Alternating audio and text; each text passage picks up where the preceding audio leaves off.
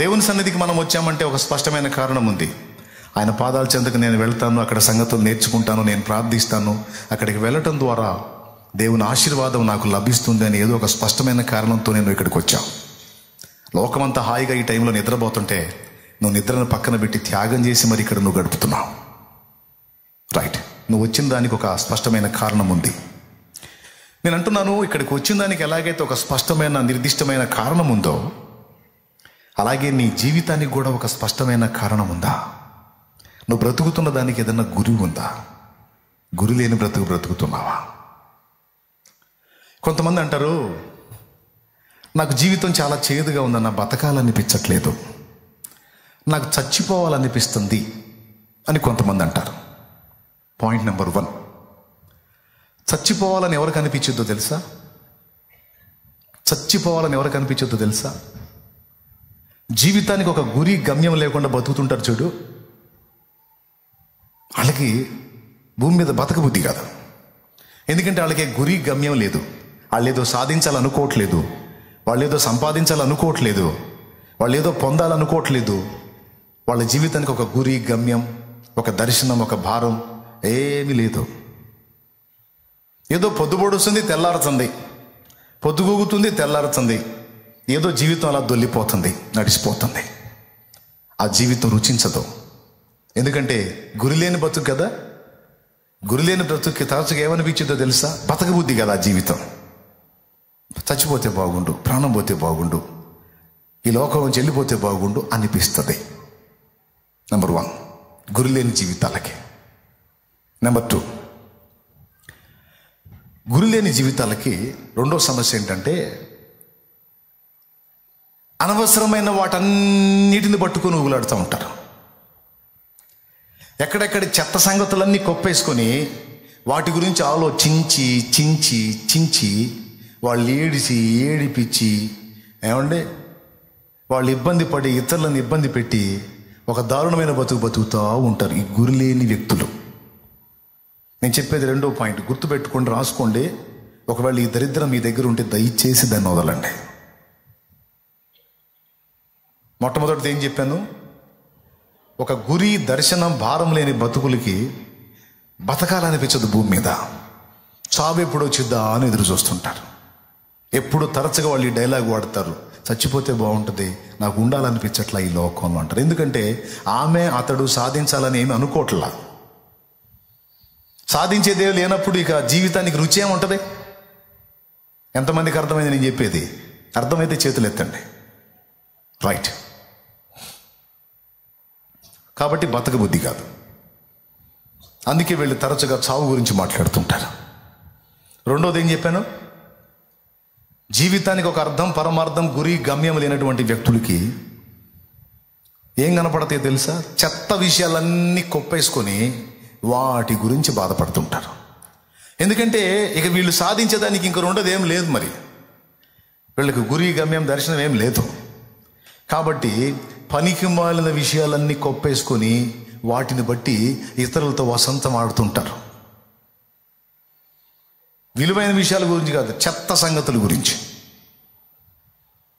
ఆయన అట్టన్నాడు నన్ను, ఆమె ఇట్టంది నన్ను, ఏమో మూలిగింది, ఆయన ముక్కాడు, లేకపోతే ఏదో చేశాడని ఈ పనికి మాలిన చెత్త వ్యవహారాలన్నీ పెట్టుకుని దిగులు పడుతుంటారు. గురి గమ్యం లేనోళ్ళు. నా భాషలో చెప్పాలంటే అంతే, కరేపాకు వ్యవహారాలన్నీ తెచ్చుకొని ముందు పెట్టుకొని గందరగోళం అయిపోతుంటారు.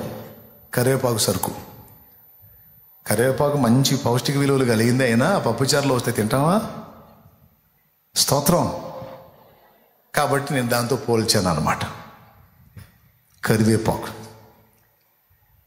ఇది రెండో విషయం.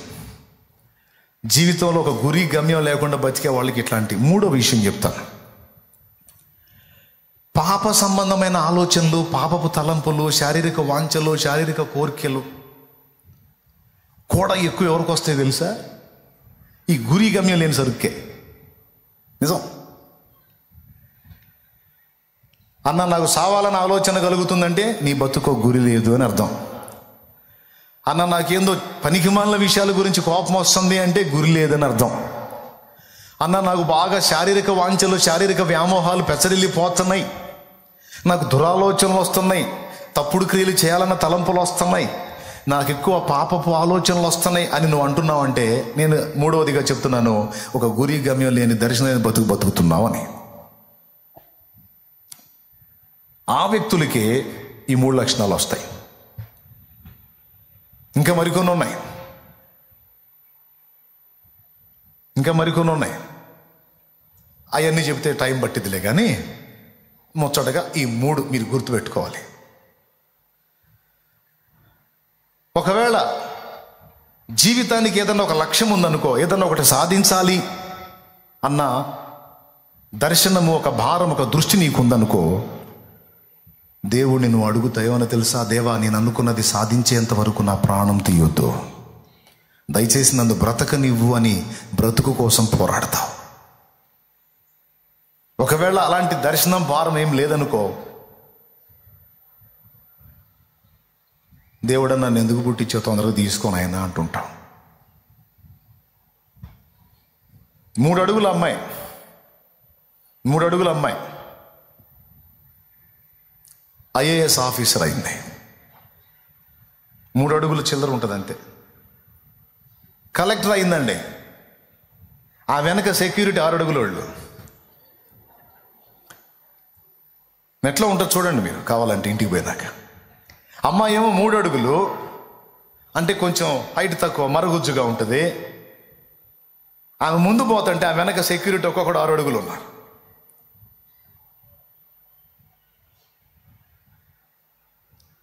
మరుగుజ్జు దానివి, పొట్టి దానివి, నువ్వేం సాధిస్తావు, నువ్వేం చదువుతావు, నువ్వేం వెలగబడతావు అన్న అవమానపు మాటలు, హేళన మాటలు, ఎగతాళి మాటలు ఛాలెంజ్గా తీసుకుంది.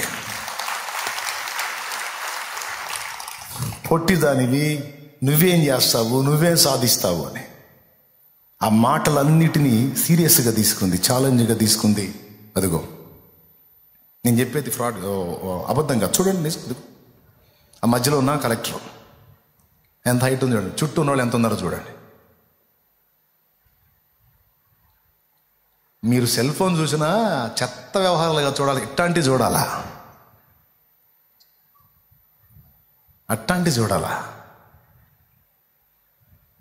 దేవునికి స్తోత్రం కలుగును గాక. అవమానాలనే ఛాలెంజ్గా తీసుకొని రాత్రింబగళ్ళు కష్టపడి చదివింది. ఒక కలెక్టర్ చదువు ఎంత గొప్పదో తెలుసా? మిగిలిన చదువులన్నీ ఒక ఎత్తు, అది ఒకటి ఒక ఎత్తు. మామూలు చదువుల కంటే ఎక్కువ గంటలు కేటాయించి చదవాలి. దానికి చదివింది. 6 అడుగుల వాళ్ళు ఆమె అనుకున్నారు ఏమేమో ముందుంది. కారణం ఏంటో తెలుసా? ఏమని చదివినంత వాళ్ళు చదవాలా, ఏమని చేసినంత కష్టం వాళ్ళు చేయలే. అది చూడండి.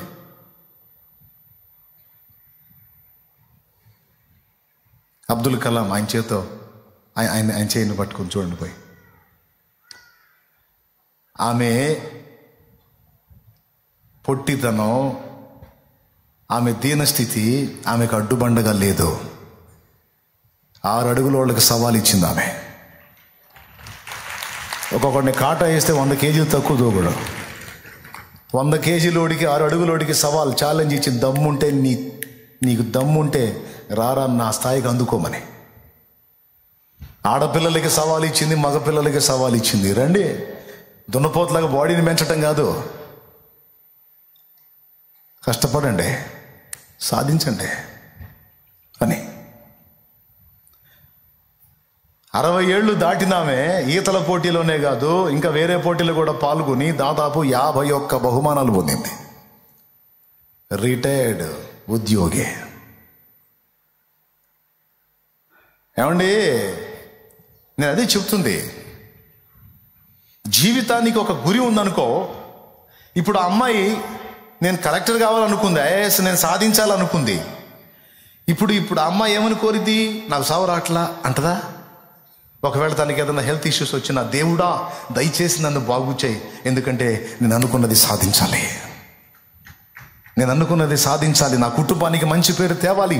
పొట్టిదాన్ని కన్నారు, జానా బెట్టడి దాన్ని కన్నారు, పనికిమాలిన దాన్ని కన్నారు, పనికిరాని దాన్ని కన్నారు. దాని జీవితం ఏంది, దాన్ని ఎవడు చేసుకుంటాడు, దాని బతికేంది, అది అవిటిది అని నన్ను చుట్టూ ఉన్నవాళ్ళు అన్న మాటలు, నా తల్లిదండ్రులు నన్ను కన్నందుకు ఎంత వేదన పడ్డారో వాళ్ళ తల ఎత్తుకునేటట్టు నేను చేయాలి. ఆ తర్వాతే మరణం నాకు రావాలి. అప్పటిదాకా చావు కూడా నా దరి చేరకూడదు. దేవుడా దయచేసి నా ఆశయానికి జీవం పోయమని ఎన్ని మొక్కిందో, ఎంత మొత్తుకుందో. బతకాలని ఆరాటపడింది, బతికి చూపించింది. చదువుకున్న వాళ్ళకి ఇది ఛాలెంజ్. చదువులేని వాళ్ళకి ఏం ఛాలెంజ్? దానికి కూడా బోల్డ్ అంత సబ్జెక్ట్ ఉంది. ఒక రాష్ట్రంలో ఒక పెద్ద ఆయన ఉన్నాడు. దాదాపు 30 సంవత్సరాలు కష్టపడి ఒక కొండని మధ్యకు చీల్చి తన గూడెం ప్రజలు ఊళ్ళోకి వెళ్ళడానికి కొండ చుట్టూ తిరిగి వచ్చే పని లేకుండా తన జీవితంలో దాదాపు 30 సంవత్సరాలకు పైచిల్లుకు కాలాన్ని వెచ్చించి రోజు కొంచెం ఆ కొండను తొలవటం మొదలుపెట్టాడు. అక్షర జ్ఞానం లేని వ్యక్తి. ఎందుకో తెలుసా? అది కూడా మీకు దొరుకుతుంది నెట్లో. తన భార్య జబ్బుతో ఉన్నప్పుడు ఆమెను కొండ చుట్టూ తిప్పి తీసుకెళ్లటం, హాస్పిటల్కి లేట్ అయింది, చనిపోయింది. గర్భిణీ స్త్రీలు వేదన పడుతున్నప్పుడు కొండ చుట్టూ తిప్పి తీసుకెళ్లాలంటే వాళ్ళకి దారుణాలు జరుగుతున్నాయి. తాగేదానికి నీళ్లు తెచ్చుకోవాలంటే కొండ చుట్టూ తిరిగి ఒక్క బిందె తెచ్చుకునేసరికి వాళ్ళ పని అయిపోతుంది. ప్రభుత్వాలు జోక్యం చేసుకొని దారేస్తాయా అంటే వేయలేదు, పట్టించుకోలేదు, దీక్ష పూనాడు. అక్షర జ్ఞానం లేని ఒక వ్యక్తి రాత్రింబగళ్ళు కష్టపడ్డాడు, అదే పనిగా పెట్టుకున్నాడు. విడి సమయాల్లో కొంత పని చేసి, అదిగో నేను చెప్పేది చూడండి, ఫొటోస్ వచ్చింది చూడండి. ఆయన అదే పనిగా పెట్టినాడు. కాస్త కష్టపడి కాస్త కూస్త సంపాదించుకొని కడుపు నింపుకోవటం, ఇక మిగిలిన సమయం అంతా కొండను తొలవటం. పెద్ద కొండ, దాన్ని చుట్టూ తిరిగిపోవాలి. అదే మధ్యకు చీలగొట్టాడు అనుకో, ఈజీగా దాటి వెళ్ళిపోతారు. చుట్టూ తిరిగి గంట సేపు చేసే జర్నీ 5 నిమిషాల్లో దాటి వెళ్ళిపోవచ్చు. ఆయన అంటున్నాడు చూడండి, చదువు ఉంటుందంటారు ఆయనకి చదువు, కానీ సమాజ శ్రేయస్సు గురి ఆయన చేసిన పని ఈరోజు చరిత్రకెక్కింది. ఇవన్నీ నేను మీకు ఎందుకు చెప్తున్నానంటే, జీవితంలో ఏదో ఒక లక్ష్యాన్ని మనం కలిగి ఉండి దాన్ని సాధించే దిశగా మనం ఆలోచించకపోతే, అడుగులు వేయకపోతే బ్రతికే ఒక చేదుగా అనిపిస్తుంది, బతకబుద్ధి కాదు. రెండవది, ఈ గురి, ఈ దర్శనం, ఈ భారం లేని వ్యక్తులు. ఆమెను చూడండి, ఆమె కొన్ని సాధించింది, ఏ వయసులోనో చూడండి. ఇలాంటి వాళ్ళు బోల్డ్ ఎంతమంది దొరుకుతారు నీకు పరిశీలిస్తే. కొంతమంది కొంచెం ఏజ్ మారగానే నా పని అయిపోయింది, ఇంకేం చేసేది లేని వీళ్ళే డైలాగులు వేస్తుంటారు. 80 ఏళ్ళు వచ్చినాయి మోషేకి, నా పని అయిపోయింది అనుకున్నాడు. ఏందా అయిపోయింది, రావయ్య నువ్వు సేవ చేయాలని చెప్పి పిలిచి ఐగుప్తుకు పంపించి 80 ఏళ్ల వయసులో మొదలుపెట్టి ఆ ప్రజలందరినీ బంధ విముక్తులు చేసి 40 ఏళ్ళు వాళ్ళని నడిపించి 120 ఏళ్ళు లైఫ్ ఇచ్చి తర్వాత తీసుకున్నాడు మోషేని. నేను ఇంకేం చేసేది, నా శక్తి అయిపోయింది, నా పని అయిపోయింది అని పనికిమాలిన మాటలు మాట్లాడుకొని నరాల వీకిని తెచ్చుకున్నావు నువ్వు. నిద్రమోహమా? ఏంది నీ పని అయిపోయింది? మరి 70 ఏళ్ల ముసలమ్మ 51 బహుమానం ఎలా పొందింది? గోల్డ్ మెడల్లో. పని అయిపోతేనా? ఒక గురి, ఒక గమ్యం, ఒక దర్శనం, ఒక భారం. భూమి మీద సాధించడానికి ఏమీ లేవా? ఒక్కసారి ఆలోచించండి. ఏ కారణం లేకుండానే నిన్ను దేవుడు పుట్టించాడా? ప్రతి మనుషుడు వేసుకోవాల్సిన ప్రశ్న అది. ఏ కారణం లేకుండానే, నీ వలన ఏ ప్రయోజనం లేకుండానే ఈ భూమి మీద నిన్ను ఉనికిలోకి రానిచ్చాడా దేవుడు? నీకంటూ ఈ భూమి మీద ఉనికి ఇచ్చాడంటే, నీకంటూ జన్మనిచ్చాడంటే నువ్వు సాధించాల్సినవేవో ఉన్న ఈ దేవుని ఆలోచనల్లో. నీ వలన ఈ భూగ్రహానికి కొంతైనా మేలు జరగాలి, ఉపయోగం జరగాలి, ప్రయోజనము జరగాలి. అది జరగనప్పుడు నీ బ్రతుకు ఉండేమి, లేకపోతే ఏమే. కాబట్టి ఒక దర్శనం, ఒక గురి, ఒక ఎయిమ్ మనం కలిగి ఉండాలి కదా. లేకపోతే జీవితంలో ఈ మూడు మనం ఎదుర్కోవాల్సి వచ్చేది. ఒకటి బ్రతుకు చేదు, బతకబుద్ధి కాదు. రెండవది ఈ గురి గమ్యం లేనోళ్ళు లేదు. ఒక గురి కలిగిపోయే వాళ్ళతో వసంతం ఆడుతుంటారు. ఈ గురి గమ్యం లేనోళ్ళు ఒక గురి కలిగి పోతుంటారు, వాళ్ళతో ఆడుతుంటారు. నువ్వు నన్ను పట్టించుకోవట్లేదు, నువ్వు నా గురించి ఆలోచించట్లేదు, నువ్వు నా గురించి అసలు ఏమీ బాధ్యత లేకుండా ఉన్నావు, నువ్వు అలా చేస్తున్నావు, నువ్వు ఇలా చేస్తున్నావు. ఇక వేరే పని లేదు కదా వీళ్ళకి. వీళ్ళ బతుకు ఏదన్నా సాధిద్దాం, అటు దైవికంగా కానీ ఇటు భౌతికంగా కానీ ఏదో ఒకటి సాధిద్దాం, పిల్లల్ని కన్నాం, పిల్లలకి రెక్కలు తెద్దాం, వాళ్ళని తీర్చిదిద్దుదాం, లేకపోతే 4 ఆత్మలకు సువార్త చెబుదాం, లేకపోతే కష్టపడుతున్న భర్తకి ఏదో ఒక విధంగా చేయూతను అందిద్దాం, నేనంటూ ఎంతో కొంత సాధించిన చరిత్ర ఉండాలి కదా అన్న ఆలోచన వీళ్ళకు ఉండదు. అలాంటి గురి గమ్యం దర్శనం లేనోళ్ళు ఆ పెద్దానికి ఒక కుర్చీ అడుగు కూర్చుంటాడు. ఇందాకనే నేను పట్టాను, గుర్తుపట్టాను, అందుకే అడిగాను. ఆ కుర్చీ అది కుర్చీ వేస్తున్నాడు, అడుగు కూర్చోపో. అవును, మీరు ఇంట్రెస్ట్గా వింటారా? చెప్తాను, లేకపోతే సర్దుకుంటాను. ఎంతమంది లైన్లో ఉన్నారు? దేవునికి స్తోత్రం కలుగును గాక. నమ్మకంగా పిలిచి మమ్మల్ని ఎడు కూర్చోబెడతాం అనుకుంటున్నారా? వినండి వినండి వినండి, మీరు వినాలి. ఈ రాత్రి ఈ మాటలు తీవ్రంగా తీసుకోండి. తెల్లారేటప్పటికి మర్చిపోతారా? మీరు మర్చిపోయినా ఇది యూట్యూబ్లో అప్లోడ్ చేయబడి ఉంటుంది, మళ్ళా వినండి, వినాలి. రెండోది ఏం చెప్పాను? ఈ గురి గమ్యం లేనోళ్ళు పనికి మాలిన విషయాలన్నీ పెట్టుకొని ఇంటోళ్ళని బయటోళ్ళని శోధిస్తూ ఉంటారు. వీళ్ళకి రెండో పని లేదు కదా. వీళ్ళు సాధించేదానికి గురి లేదు, గమ్యం లేదు, వీళ్ళ బతుకు అర్థం లేదు. తింటాం మాత్రం 3 పూట్ల తింటాం, పోయి రావటం, ఇదే కార్యక్రమం. ఇక గ్యాపుల్లోనేమో శోధన, ఇంటోళ్ళని పీడించటం, ఆడోళ్ళు కానీ మగోళ్ళు కానీ. ఈ గురి లేని బతుకులకి ఏ లక్షణాలు ఉంటాయి? కొంపదీసి ఈ టైపు సరుకు ఇక్కడ కూర్చున్న వాళ్ళు ఎవరన్నా ఉంటే దయచేసి మారు మనసు పొంది ఒక గురిని జీవితానికి ఏర్పరచుకోండి. ఒక స్పష్టమైనటువంటి దర్శనం కలిగి బతకండి. నువ్వు భౌతికంగా సాధించినా సరే, ఆధ్యాత్మికంగా సాధించినా సరే, నువ్వు ఆ విధంగా సమాజానికి ఉపయోగపడవచ్చు, ఆధ్యాత్మికంగా ఆత్మీయంగా ఉపయోగపడవచ్చు, భౌతికంగా కూడా ఉపయోగపడవచ్చు. పౌలు సువార్త సేవ చేశాడు, భక్తులు సువార్త ప్రకటించి సేవ చేశారు, ఆత్మ సంబంధంగా బోధించి అనేకుల్ని రక్షణలో నడిపించారు. అది ఆధ్యాత్మిక సేవ. మదర్ తెరీసా సోషల్ సర్వీస్ చేసింది, రోగులకు ఆదరణ కలిగించింది, దిక్కులేని వారిని ఆదరించింది, కుష్ఠరోగులను వాళ్ళని దగ్గరకు తీసింది, కలరా రోగులకు ఉపచారం చేసింది. తన జీవితం సాటి మనిషి సేవకు అంకితం అన్నట్టు బతికింది. సమాజానికి ఉపయోగపడటానికి ఆధ్యాత్మికంగా ఉపయోగపడవచ్చు, భౌతికంగా ఉపయోగపడవచ్చు. ఆత్మీయంగా సేవ చేసి చరిత్రకెక్కారు, అదిగో భౌతికంగా కూడా కష్టపడి 10 మందికి సేవ చేసి అనేక మంది ప్రజల చేత అమ్మ అనిపించుకుందామె. కన్నబిడ్డ లేరు, ఎందుకంటే పెళ్లి లేదు. పెళ్లి చేసుకొని బిడ్డను కనలా. పెళ్లి చేసుకొని బిడ్డను కంటే ఆ పుట్టిన బిడ్డల అమ్మను అమ్మ అంటల్లా, ఇంకో మాట అంటున్నారు. ఏమంటున్నారో మీకు అర్థమైంది ఇట్లా అనగానే. స్తోత్రం. కానీ ఆమె నవమాసాలు మోసి బిడ్డల్ని కనకపోయినా కోట్ల మంది ఆమెను చూసినప్పుడు అమ్మ తెరీసా అన్నారు. మదర్ తెరీసా అంటే ఎందుకు సేవ చేసింది.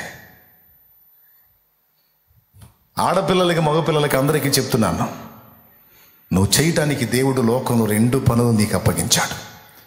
మనుషుల ఆత్మలకు రక్షణకరంగా నువ్వు వాడబడవచ్చు, లేదా మనుషులకు దేహానికి ప్రయోజనకరంగా సేవా దృక్పథంలో సోషల్ సర్వీస్లో వాడబడవచ్చు. ఏదో ఒక గురిని నువ్వు ఏర్పరచుకోకుండా, ఏదో ఒక లక్ష్యం కలిగి బతకకుండా ఏంటి నీ లైఫ్కి అర్థం? అలా కాకుండా గురి కలిగి బతికావనుకో, నేను చెప్పిన 3 దరిద్రాలు నీకుండవు. ఈ గురి గమ్యం లేని బతుకులు ఖాళీగా ఉంటారు కదా, అంత తిని ఆ పడక మీద పండుకొని విరహ వేదన పడుతుంటారు. విరహవేదన. ఆ సెల్ ఫోన్లో దిక్కుమాలని ఆడాడి దరిద్రాలన్నీ చూసి ఏంది స్త్రీలు పురుషులంటే ఈ గురి గమ్యం లేని బతుకులు కదా. ఏదో పెద్దోళ్ళు సంపాదించినవి ఉంటాయి, లేకపోతే ఏదో భర్త సంపాదించిందో లేకపోతే ఏదో ఉంటుంది. తినేదానికి ఉండేదానికి దిగులు ఉండదు. ఇక అప్పడంగా తిని ఏం అర్థం కాక ఇక నంబర్ 3 మూడో లక్షణం ఏంటంటే పైత్యాలు ప్రకోపిస్తాయి అన్నమాట. పైత్యాలు ప్రకోపించి దరిద్రగొట్టు ఆలోచనలు, దరిద్రగొట్టు తలంపులు, దరిద్రగొట్టు వ్యవహారాలు, దరిద్రపు సంబంధాల్లోకి వెళ్ళిపోతారు. ఖాళీగా ఉంటున్నారు కదా. అట్లా కాకుండా గురి కలిగి ఒక పని కలిగి ఖాళీ లేకుండా కష్టపడే వాడికి ఇవన్నీ ఆడొస్తాయి. ఎవరన్నా పైత్యం వాళ్ళు వచ్చి హడావుడు చేసినా అంత ఖాళీ లేదు సలాం అంటాడు. అంత ఖాళీ లేదురా బాబా సలాం అంటాడు. నాకు కొన్ని గురిలోనేరా, నాకు కొన్ని లక్ష్యాలు నేను సాధించాల్సినవి కొన్ని ఉన్నాయి, నా మైండ్ అంతా అట్టుందిరా బాబు, ఇక నువ్వు ఎన్ని డ్యాన్స్లు వేసినా నా వల్ల కాదు పోరా అంటారు. నేను అర్థమైంది నేను చెప్పింది మీకు? ఎంతమందికి అర్థమవుతుంది నేను చెప్పేది?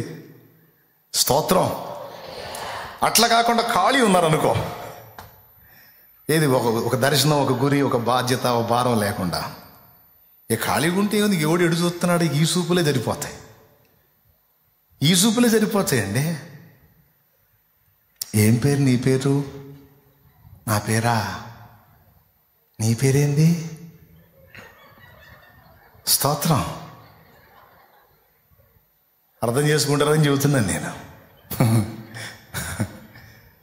అట్లా కాకుండా బాధ్యతలో ఉన్నవాడికి, బాధ్యతలో ఉన్నానికి ఏం పేరు నీ పేరు? నా పేరుతో నీకెందుకురా, పగిలిపోతుంది ఎవటపు. అంతేగాని మెలికలు తిరిగేదానికి ఎక్కడుంది?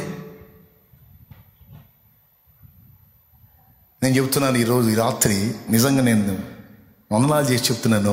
దేవుని ఏర్పాట్లో ఉన్నోళ్ళు ఈ రాత్రి అందుబాటులో ఉన్నారనుకుంటున్నాను నేను. ఈరోజు ఈ సందేశాన్ని దేవుడు ఇప్పిస్తున్నాడు. దేవుని ప్రణాళికలో ఉన్నోళ్ళు ఈ రాత్రి ఇక్కడ ఉన్నారు. హల్లెలూయా, హల్లెలూయా. మంచి మనస్సాక్షి కలిగిన వారుగా మీరు ఉన్నారని నమ్మి నేను చెప్తున్నాను ఈ విషయాలు. చర్చిలో ఒక అమ్మాయి కూర్చొని వాక్యం ఏంటంటే, ఎవరో ఏవేవో శబ్దాలు చేస్తుంటే కూటం అయిపోయినాక ఆ అమ్మాయి పాస్టర్ దగ్గరికి వచ్చి, మన చర్చి వాళ్ళకి డిసిప్లిన్ లేదండి, క్రమం లేదు, క్రమశిక్షణ లేదు, న్యూసెన్స్ ఎక్కువ, సౌండ్లు చేస్తూ ఉంటారు, వాక్యం విననీయరు, వాళ్ళ శబ్దాల దెబ్బకి, వాళ్ళ గొడవ దెబ్బకి అసలు కాన్సన్ట్రేషన్ కుదరట్లేదు, ఏకాగ్రత రావట్లేదు, ఇట్లయితే కష్టం కదా అందుట. ఆయన అన్నట్ట, ఓ చిన్న పని చెబుతా, చేస్తావా తల్లి అన్నట్ట. చెప్పండి చేస్తానంటే, ఒక గ్లాసు నిండా పాలు పోసి, ఒక గ్లాసు నిండా పాలు పోసి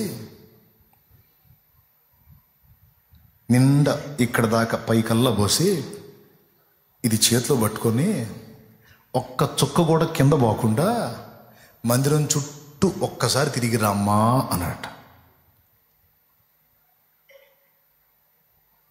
ఎందుకు అన్నట్ట. చెప్పింది చేయమ్మా, చెప్పింది చేయమ్మా అంటే ఆ గ్లాసు పట్టుకుంది, ఒక్క చుక్క కూడా కింద పోవద్దన్నాడు కదా, ఇక పోనీయకుండా అలాగా తిరుగుతా తిరుగుతా తిరిగి తిరిగి తిరిగి తిరిగి నీట్గా వచ్చిన తర్వాత అడిగాడు, జాగ్రత్తగా తెచ్చే ఒక డ్రాప్ కూడా కింద పడుకుని అంటే, చూడండి పాస్టర్ గారు చుట్టూ చూడండి, ఎక్కడ కూడా పొరలని లేదు, ఒక్క డ్రాప్ కూడా కింద పడలేదు, పర్ఫెక్ట్గా తీసుకొచ్చాను అన్నమాట. సూపర్. మరి ఇది తీసుకొని తిరుగుతూ ఉన్నప్పుడు అటుపక్క సుబ్బయ్య ఇందా కేకలేశాడు, నీ కింద పడ్డదా అని అడిగాడంట. ఎవరు కేకలేశారు? నాకు తెలియదు అందంట. ఎందుకు తెలిసిద్దమ్మా? నీ దృష్టి అంతా పాల మీద ఉంది. ఇటుపక్క ఫలం దగ్గర ఇంకొక సంగతి జరిగింది, తెలిసిందా? నాకెందుకు తెలిసింది? తెలియదు. ఎందుకంటే దృష్టి అంతా ఎక్కడ ఉంది? నువ్వు పెట్టాల్సిన దగ్గర దృష్టి పెడితే ఎవరు ఎన్ని గోళ్ళు చేసుకున్నా అవి ఎక్కవమ్మా నీకు అన్నాడట. నీకేమైనా అర్థమైందా? ఎంతమందికి అర్థమైంది? ఇది అర్థం కాకపోవడానికి మర్మం అయింది. ఇప్పుడు ఇది మీకెందుకు చెప్పాను నేను అంటే, ఏదైనా ఒక దాని మీద మనం దృష్టి కలిగి నడిస్తే దానికి ఆపోజిట్లో ఎన్ని డిస్టర్బెన్స్లు వచ్చినా అవి మనల్ని కదిలించజాలవు.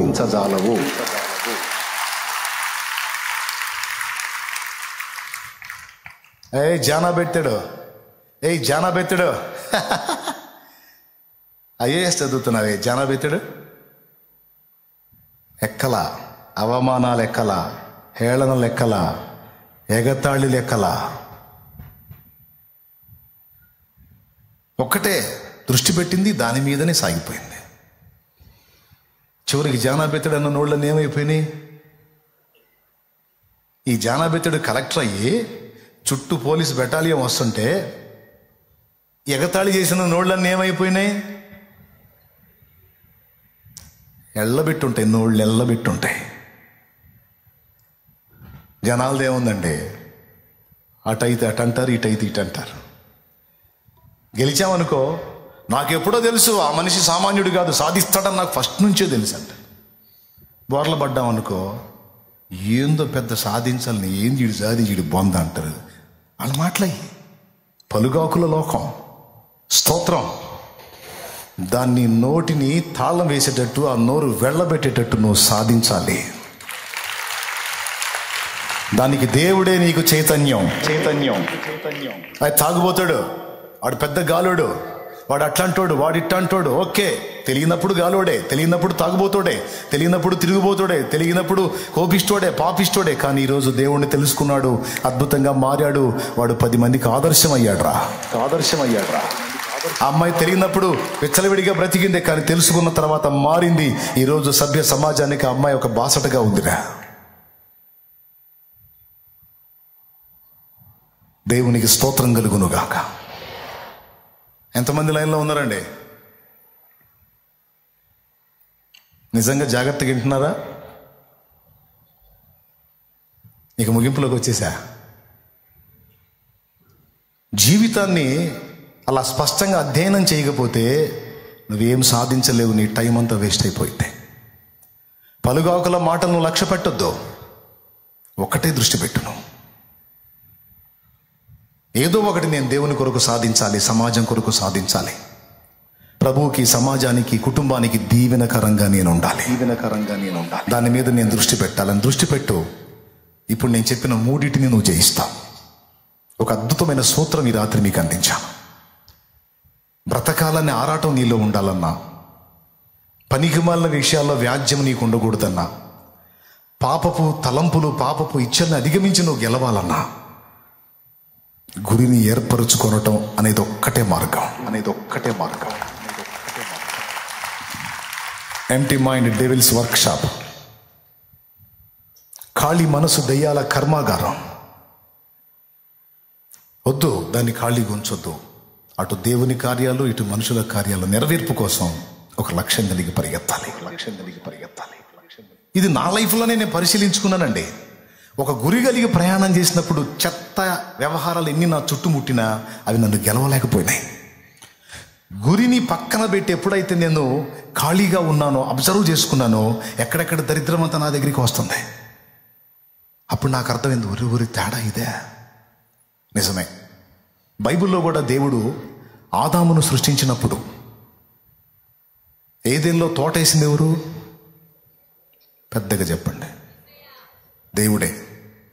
తోటేసి ఆదాం హవ్వలను అందులో పెట్టి ఏం చెప్పాడు? మీరేం చేసేది లేదు, హాయిగా తోటలో తిరగండి, అప్పనంగా తినండి, నిద్రపోండి అని చెప్పి ఎక్కడన్నా చెప్పాడా? తోట వేసి ఆదాం హవ్వలను అందులో ఉంచి పని చెయ్యమన్నాడు, ఖాళీగా ఉండొద్దన్నాడు. ఏదెనులో తోట వేసి ఆదామును అందులో ఉంచాడు. ఎందుకంటే తోటను సేద్యపరచుటకు అనుంది. సేద్యము అంటే వ్యవసాయం. ఎందుకు ఉంచాడు ఆదామును అందులో అంటే పని చేయటానికి ఉంచాడు. రేపు చచ్చిన తర్వాత, మనం పరలోకం పోయిన తర్వాత మళ్ళీ ఖాళీగా ఉంటాం అనుకోవద్దు. మళ్ళీ రేపు పోయిన తర్వాత కూడా పని ఉంది. అంటే మానవ జాతి ఆరంభంలో పని అప్పచెప్పాడు. రేపు చచ్చి దేవుని రాజ్యానికి చేరిన తర్వాత, పరలోకం చేరిన తర్వాత కూడా అక్కడ పని ఉంది, ఇక్కడ పని ఉంది, అక్కడ పని ఉంది. ఈ మధ్యలో ఖాళీ ఎందుకండి? ఈ మధ్య గ్యాప్ ఎందుకు ఇచ్చాడు తెలుసా? నువ్వు సాధించాల్సిన పనులు భూమి మీద సాధించమని ఇచ్చాడు పిలుపు. ఎవరిని ఖాళీగా ఉండమనలేదే, ఎవరిని ఖాళీగా ఉండమల్లా. ఏమన్నా మీరు ఇంట్రెస్ట్గా వింటున్నారా? ప్రార్థన చేయమంటారా? ఎంతమంది ఇంట్రెస్ట్గా వింటున్నారు? మళ్ళీ నా కష్టం అంతా వృధా అయిపోయింది. ఎందుకు వచ్చిన గొడవ?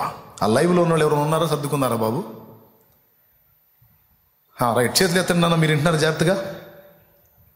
రైట్, జాగ్రత్తగా వినండి, ఏ పాయింట్ మిస్ కావద్దాం. స్తోత్రం చెప్పండి అందరూ కలిసి. మొదటి విషయం చెప్పాను, జీవితంలో ఏదో ఒకటి సాధించాలనే లక్ష్యం పెట్టుకో. అప్పుల్లో ఉన్నావా? ఛాలెంజ్ తీసుకో. అప్పులు తీర్చాలి, నా కుటుంబాన్ని ఒడ్డుకు లాగాలి, దానికోసం అహర్నిశలు నేను కష్టపడాలి, నా ఫ్యామిలీని బయటేయాలి, అందరిలాగా నా కుటుంబం కూడా తల ఎత్తుకొని బతకాలి. ఓ యవనస్తురాలా, నా తల్లిదండ్రి రెక్కలు ముక్కలు చేసుకొని సంపాదించి లక్షల డబ్బు నా ప్రారంభం నుంచి నా చదువుకి రూపాయి కూడబెట్టి నా టోటల్ చదువు కంప్లీట్ అయ్యేసరికి లక్షల్లోనే నా కోసం ఖర్చు పెట్టారు. బోల్డంత ఆశతో వాళ్ళు అనుకున్నది నేను సాధించాలి, వాళ్ళు అనుకున్న అంతస్తుకు నేను చేరాలి. ఒకసారి కాకపోతే 2 సార్లు కాకపోతే 4 సార్లు, 5 సార్లు, 6 సార్లు, 10 సార్లు అయినా సరే పోరాడతాను, ప్రయత్నిస్తాను, నా తల్లిదండ్రులు తల ఎత్తుకునే విధంగా నేను నిలబడతాను అని జీవితాన్ని ఛాలెంజ్గా తీసుకో. నా కోసం ఇంత అహర్నిశలు కష్టపడ్డ నా తల్లిదండ్రులకు బాసటగా నిలుస్తాను, ఆదరణగా నిలుస్తాను, వాళ్ళని ఆదరిస్తాను, ఆదుకుంటాను. ఫ్యామిలీని దృష్టిలో పెట్టుకో, సాటి మనుషుని దృష్టిలో పెట్టుకో. నా కుటుంబంలో నేనే నిలబడాలి. బిఆర్ అంబేద్కర్, జాతి మొత్తం అవమానాల పాలవుతుంది, గేదికి క్షవరం చేసేవాడు నేను దళితుడని నాకు క్షవరం చేయనన్నాడు. అంటే పశువు కంటే హీనుడిగా నన్ను చూశాడు. వదిలిపెట్టకూడదు. దళితుడిగా పుట్టడమే పాపమా? అంటరాని వాడినా, నా జాతి అంటరానిదా, ఎలా అవుతుందో చూస్తా అని దీక్ష పూనాడు. రాత్రింబగళ్ళు కష్టపడి చదివాడు. ఈరోజు అంటరాని వాళ్ళు అని అవమానపరచబడిన తన జాతి ఈరోజు అగ్రస్థానాల్లో కూర్చొని జాబ్ చేయడానికి అతడు ఆధారమయ్యాడు. రాజ్యాంగ రచయితగా ఖ్యాతి గడించాడు. దాదాపు 140 కోట్లకు పైచిలుకున్న భారత జాతికి రాజ్యాంగ రచయిత తానే అయ్యాడు. కర్ణాటక పోతే అంబేద్కర్ విగ్రహాలు కనపడుతున్నాయి, తమిళనాడు పోతే అంబేద్కర్ విగ్రహాలు కనపడుతుంది, కేరళ పోతే అంబేద్కర్ విగ్రహం, ఎక్కడ దేశం మొత్తం భారతదేశం ఎటు పోయినా ఎటు కనపడుతున్నాడు. ఎటు పోయినా ఒకడు దీక్ష పూనాడు, నడుం కట్టాడు, నా ఊపిరి పోయే నాటికి నా జాతిని ఉద్ధరించే నేను లోకాన్ని వదలాలని దీక్ష పూనాడు. సమస్యలు అతన్ని కృంగదీలా. ఇది 4వ విషయం. ఎప్పుడైతే ఒక గురి గమ్యం కలిగి నువ్వు ప్రయాణం చేస్తావో, ఈ 3 మాత్రమే కాదు, నిన్ను కృంగదీయటానికి వచ్చే రకరకాల సమస్యలు కూడా నిన్ను కదిలించజాలవు. ఎందుకంటే నువ్వు పెట్టుకున్న ఎయిమ్ అలాంటిది, లక్ష్యం అలాంటిది.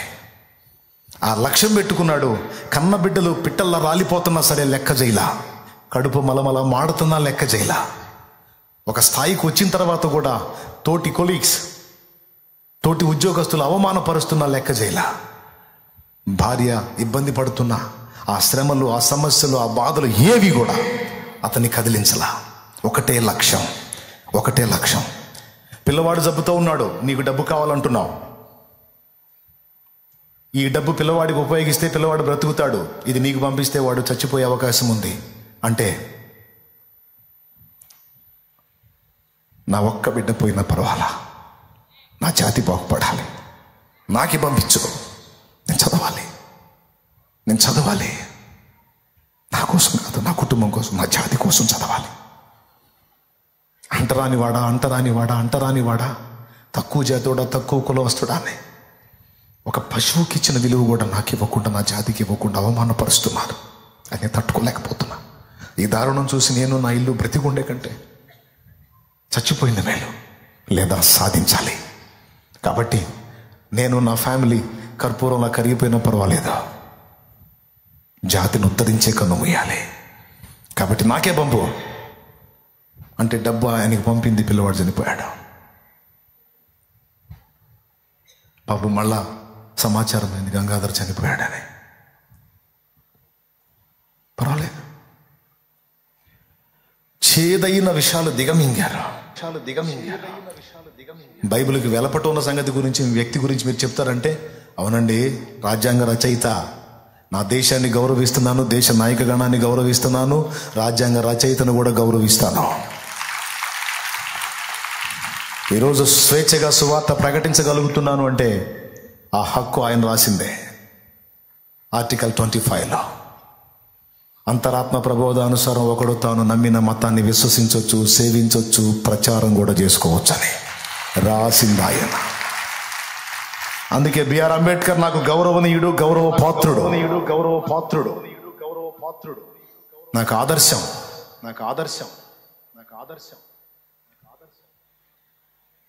దేవునికి స్తోత్రం చెప్పండి. ప్రియ బిడ్డలారా, ఈ రాత్రి మీరు ఆలోచన చేయండి. ముందు చెప్పిన 3 కాదు, 4వది శ్రమలు కూడా నిన్ను కదిలించవు. చేదైన పరిస్థితులు నీ చుట్టుముట్టినా నువ్వు పెట్టుకున్న లక్ష్యాన్ని సాధించే దిశగా నువ్వు అడుగులేస్తుంటే ఏవి నిన్ను ఆపజాలవు. అన్నిటినీ దిగమింగుకొని వెళ్ళిపోతావు. కానీ ఎప్పుడు నీ జీవితానికంటే ఒక గురిని ఏర్పరచుకున్నప్పుడు, నువ్వు సాధించాలని కొన్ని లక్ష్యాలను ఏర్పరచుకున్నప్పుడు మాత్రమే అది సాధ్యమైతే. చదువు లేని వాళ్ళకంటే కొంచెం అర్థం అవ్వచ్చు, కాకపోవచ్చు. చదువుకున్న నీకు తెలియదా? ఒకప్పుడు షాలేమురాజు అనేవాడి జీవితానికి అర్థం లేదు. ఎందుకు పుట్టాడో, ఎందుకు పెరుగుతున్నాడో, ఎందుకు బతుకుతున్నాడో, ఎందుకు విచ్చలవిడిగా తిరుగుతున్నాడో, వాడి జీవితానికి అర్థం ఏంటో వాడికి తెలియదు. కానీ వాడు యేసు ప్రభు దగ్గరికి వచ్చిన తర్వాత వాడి జీవితానికి ఒక గురిని, గమ్యాన్ని యేసు ప్రభు చూపించాడు.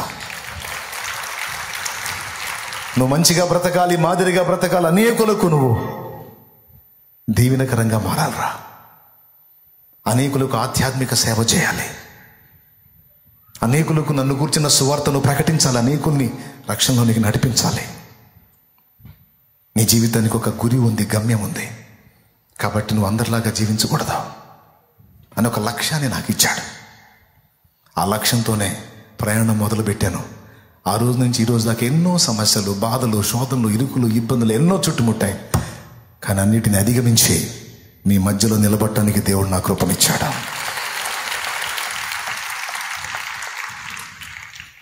హల్లెలూయా.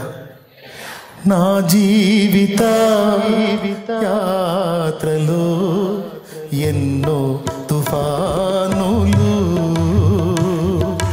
నా జీవిత యాత్రలో ఎన్నో తుఫానులు,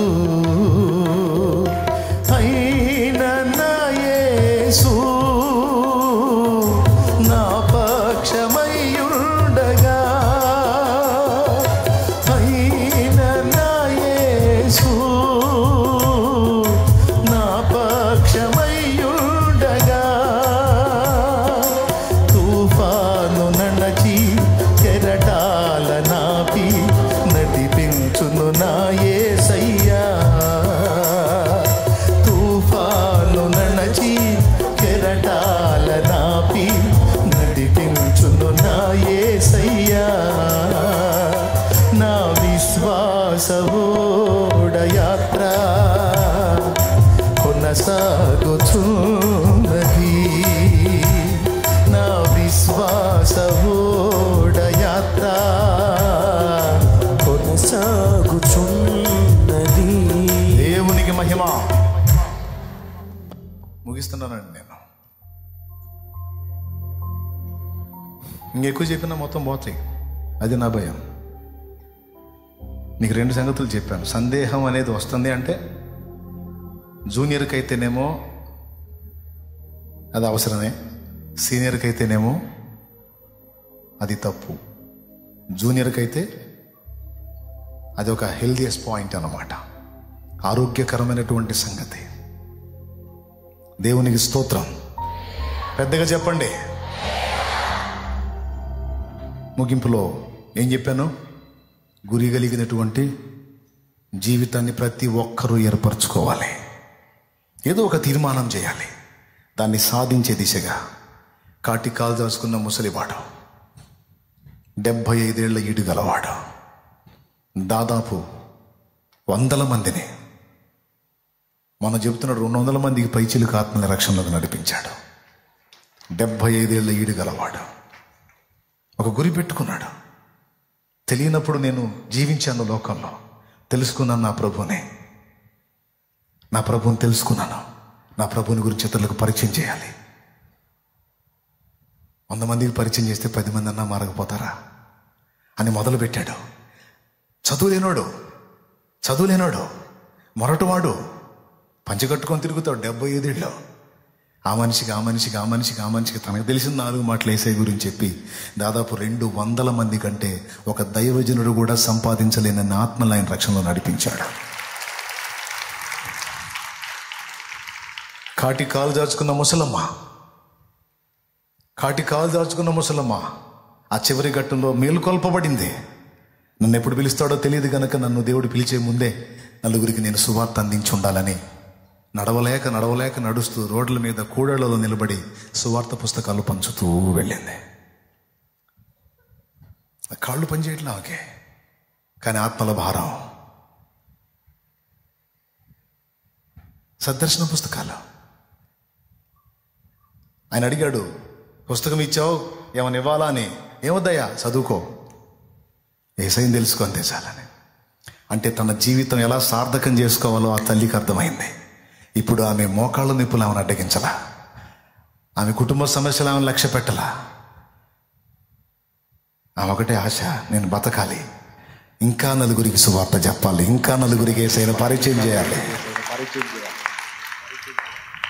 ఇంకొక ఆయన ఉన్నాడు, ఈ కాలు పనిచేయదు, ఈ చెయ్యి బెండ్ అయిపోయి ఉంది, ఈ కాలు చెయ్యి 2 పనిచేయవు, కానీ వీధి తిరిగి ఇతరులకు యేసయ్యను గురించి పరిచయం చేస్తున్నాడు. లక్ష్యం, ఒక గురి కలిగిన జీవితం. ఆ ఆవుటితనాన్ని అధిగమించింది. అది ఆ ఆవుటితనం దాని ముందు వెలవెలబోయింది. తను కలిగి ఉన్న దీక్ష ముందు, తన కలిగి ఉన్న దర్శనం ముందు అవిటితనం చిన్నబోయింది. తన దర్శనమే గెలిచింది. మీరు భౌతికంగా చూసినా ఆధ్యాత్మికంగా చూసినా జానాబెత్తుడు ఏందే నువ్వు సాధించేది అన్నారు 6 అడుగులు శాల్తీలో. ఇప్పుడు జానాబెత్తుడి ముందు 6 అడుగులు తలకాయలు ఉంచినాయి. కాబట్టి మీరు గమనించండి, నేను చెప్పినట్టుగా ఒక దీక్ష. మీరు ఈ మాటలు తీవ్రంగా తీసుకున్నారో టేక్ ఇట్ ఈజీగా దులిపేశారో నాకైతే తెలీదు. దులిపేస్తే మీ కర్మ. తీవ్రంగా తీసుకొని ఇది మొదలుకొని ఛాలెంజ్గా జీవితాన్ని తీసుకొని బతికితే యోధులు లేవబోతున్నట్టే, యోధురాళ్ళు లేవబోతున్నట్టే, సమాజానికి దీవెనకరమైన దివిటిలో లేపబోతున్నట్టు నా తండ్రి. నేను చెప్పిన విషయాలు తీవ్రంగా తీసుకుంటే అర్థంగానే అయోమయం చెప్పలా, గందరగోళం చెప్పలా, ఫుల్ క్లారిటీ ఉంది నేను ఇచ్చిన మ్యాటర్లో. గతం గతః, ఒక కొత్త జీవితం స్టార్ట్ కావాలి. ఒక న్యూ లైఫ్, నూతన జీవితం, నూతన దర్శనం, నూతన గురి సాధించాలి. నువ్వు సాధించకుండా కన్ను మూయటానికి లేదు.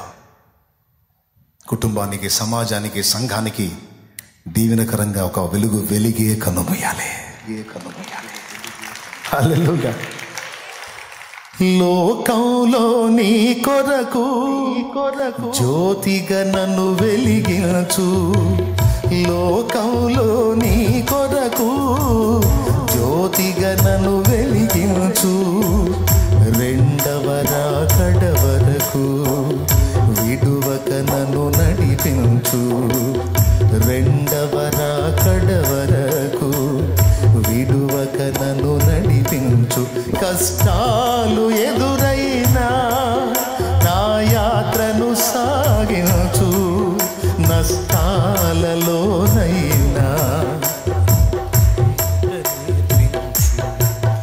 కష్టాలు ఎదురైనా నా యాత్రను సాగించు, నష్టాలలోనైనా స్తుతి చేయుట నేర్పించు. దేవునికి మహిమ. జీవితానికి ఒక గురి, అది ఏర్పరచుకుంటే నేను చెప్పిన 4 విషయాలకి నీలో ఉండవు, నిన్ను గెలవవు. 4 విషయాలంటే ఏంటి? మొట్టమొదటిది, చావాలన్న ఆలోచన నీకు రాదు, బతకాలన్న ఆరాటం ఎక్కువైంది. స్తోత్రం. పనికి మాలిన వ్యవహారాల మీద మనసు పెట్టావు.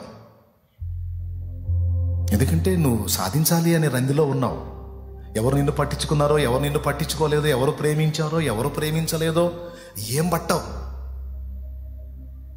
అట్లా గురి లేదనుకో, నువ్వు నన్ను అసలు పట్టించుకోవట్లా, నువ్వు నన్ను ప్రేమించట్లా, నేను చచ్చిపోతా, ఇట్లాంటి చెత్త అంతా వచ్చింది. అలా గురి పెట్టుకున్నావు అనుకో, ఎవరు నన్ను ప్రేమిస్తే ఎంత, ప్రేమించకపోతే ఎంత, నా తండ్రి నన్ను ప్రేమించి ప్రాణం పెట్టాడు, ఆయన చాలు నాకు, చాలు నాకు, ఆయన మహిమార్థమే బతుకుతా, ఆయన మహిమార్థమే బతుకుతా అన్న మెట్లకి. 2, 3వది, పిచ్చి పిచ్చి కోరికలు, ఆలోచనలు, వాంఛలు పుట్టాం. ఎందుకంటే అంత టైం నీకు ఉండదు. నీ మైండ్ అంతా కూడా సాధించాలనుకున్న దాని మీద పెడతావు, అందులో బిజీ ఉంటావు. 4వది, చేదైన పరిస్థితులు ఎన్ని చుట్టుముట్టినా నిన్ను కనీసం తాకనైనా తాకావు. ఎందుకంటే అవన్నీ చూసి కూలబడిపోతే నువ్వేం సాధిస్తావు? అందుకే ఎన్ని అడ్డంకులు వచ్చినా వాటన్నిటిని చీల్చుకొని ముందుకు సాగిపోతావు. అందుకే చెప్తున్నా, గురి ఏది ప్రాముఖ్యం, ఏది ప్రాముఖ్యం, ఏది ప్రాముఖ్యం.